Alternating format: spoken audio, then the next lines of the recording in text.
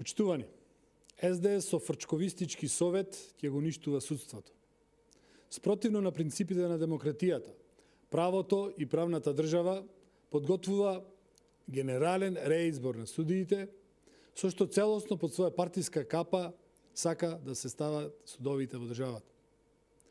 СДСМ со судовите сака да го направи тоа што го направи со СЈО, да ги претвори во партиска алатка која ќе ја води и помага нивната деструктивна и антидржавна политика. За таа цел, владата на Заев подготви така наречен Совет за реформи во судството, во кој го вклучи Љубомир Фрчковски, човекот кој, освен што знае да пишува навреди кон македонскиот народ, според исказите на неговите колеги, нема ниту еден научен труд. Истиот тој беше министер и еден од најактивните политички функционери што го туркаа срамниот политички реизбор на преку 600 судии за само неколку минути. Во Советот на СДС своје место си најде и нивната председателка на Советот за политички систем Маргарита Цаца Николовска, но и Мирјана Најчевска и Гордан Калајџиев, кои се истакнаа со фрлањето балони со боја и нанесувањето штета на државните институции.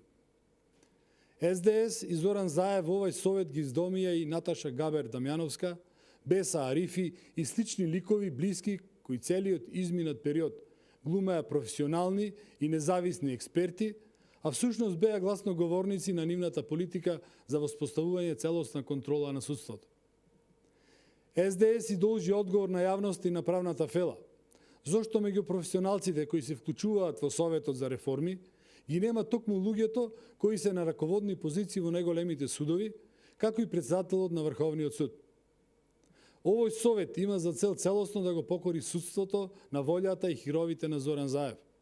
Овој совет ќе го покази начелото за самостојност на судската власт.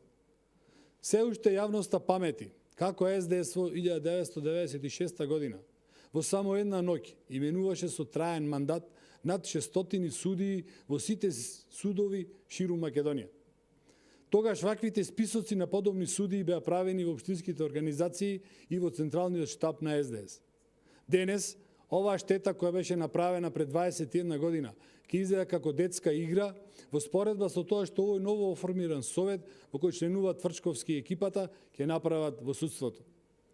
Изборот на вакво тело со ваков состав и генералниот реизбор на судиите кои тие отворено го прокламираат представува класичен притисок врз судството во овој период, со цел во наредниот период кој е клучен за Македонија да вршат неоснован прогон на што е можно повеќе функционери на ВМРО ДПМН и на тој начин да се турка сценариото на Зоран Заев.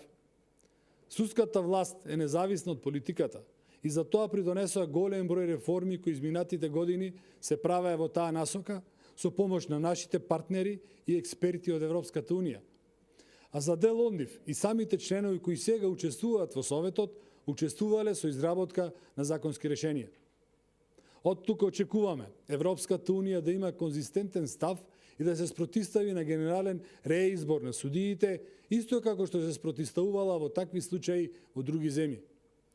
Дополнителна причина за спречување на едно вакво погубно сценарио, кој го подготвува Зоран Заев, е да не се погази тоа што досега Европската Унија и Македонија заедно го постигнаа во полето на реформите во целиот правосуден систем и неговата независност и отпорност кон политиката.